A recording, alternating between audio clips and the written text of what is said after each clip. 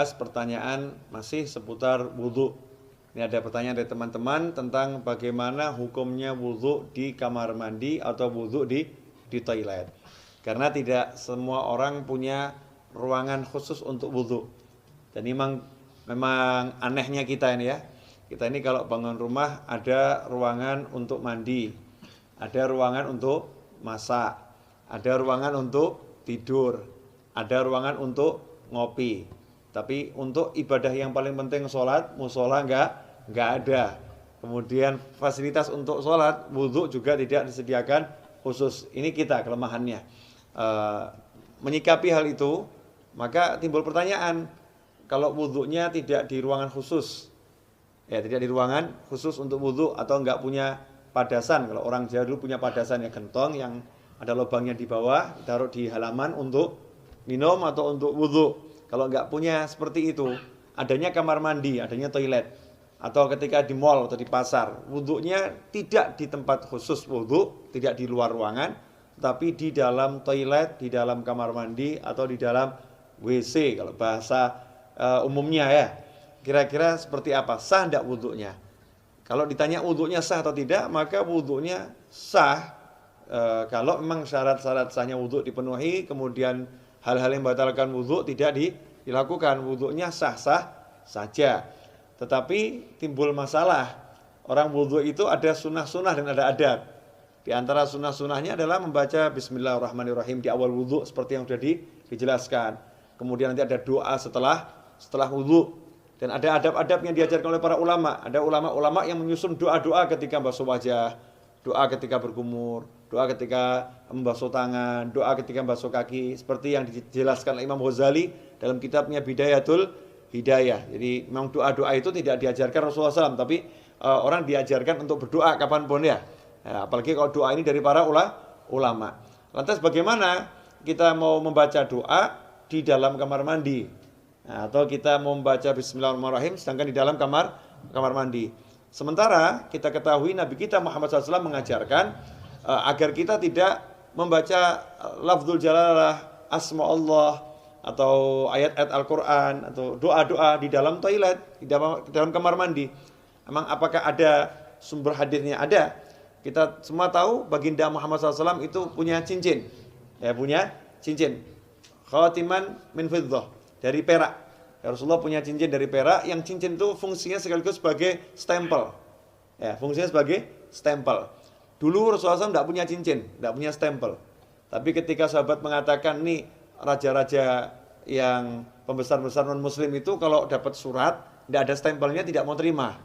Ya, mereka tidak akan menerima surat kalau nggak ada stempelnya. Rasul pun mengikuti, kalau begitu buatkan saya stempel. Ya, buatkan saya stempel. Maka dibuatkan stempel, bunyinya Muhammadun Rasulullah. Ya, Muhammadun Rasulullah. Jadi Allahnya paling atas, berupa cincin dari perak. Ketika Rasulullah wafat SAW, setelah wafatnya Rasulullah, cincin itu dipakai oleh Sayyidina Abu Bakar As-Siddiq radhiyallahu anhu. Setelah wafatnya Sayyidina Abu Bakar, dipakai oleh Sayyidina Umar ibn Khattab. Kemudian dipakai oleh Sayyidina Utsman bin Affan radhiyallahu anhu. Nah, ketika dipakai Sayyidina Utsman, cincin itu jatuh ke Bir Aris, ya, sumur Aris. Ya, kemudian tidak ditemukan lagi. Nah, apa dasarnya? Ketika Rasulullah masuk ke khala, ke tempat buang hajat, Rasulullah selalu melepas cincinnya. Jadi ketika masuk ke tempat buang hajat, Rasulullah SAW selalu melepas cincinnya. Karena di cincinnya itu ada tulisan Muhammadun Rasulullah. Kalau membawa tulisan aja tidak dianjurkan, apalagi mengucapkannya. Ya, membawanya aja tidak dianjurkan, apalagi mengucapkannya. Berdasarkan hadis tersebut, yang diriwayatkan oleh Imam Al-Hakim, ya, dalam kitabnya Al-Mustadrak Al-Sahihain. Di situ beliau menyatakan, anna Rasulullah labisa khatiman naksuhu Muhammadur Rasulullah. Fakana idza dakhala al-khala wada'ahu. Kata Al-Hakim dalam kitab Al-Mustadrak, Az-Zuhri menyebutkan bahwasanya Rasulullah SAW punya cincin yang tulisannya adalah Muhammadun Rasulullah.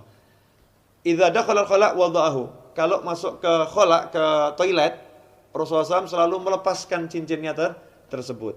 Hadits ini sahih menurut syarat Imam Bukhari dan Muslim, tapi tidak dicantumkan dalam kitab hadis Bukhari maupun Muslim. Maka ditulis oleh Al-Hakim dalam kitabnya Al-Mustadrak yang disusulkan, ya hadis-hadis yang diusulkan. Sebetulnya menurut Bukhari dan Muslim sahih, tetapi belum atau tidak dicantumkan dalam kitab Bukhari maupun kitab Muslim.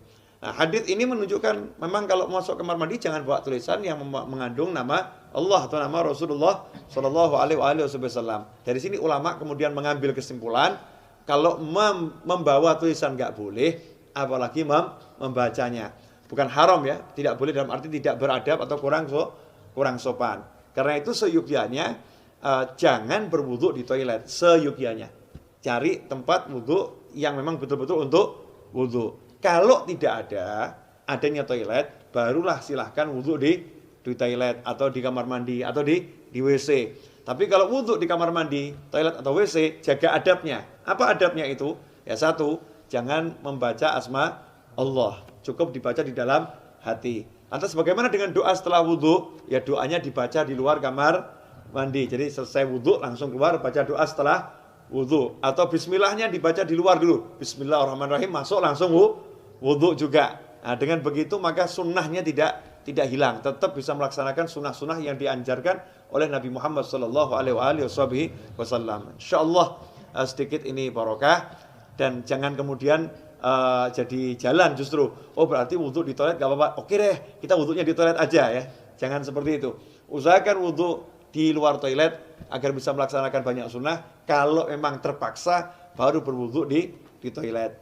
Wal afu minkum. Wassalamualaikum warahmatullahi wabarakatuh.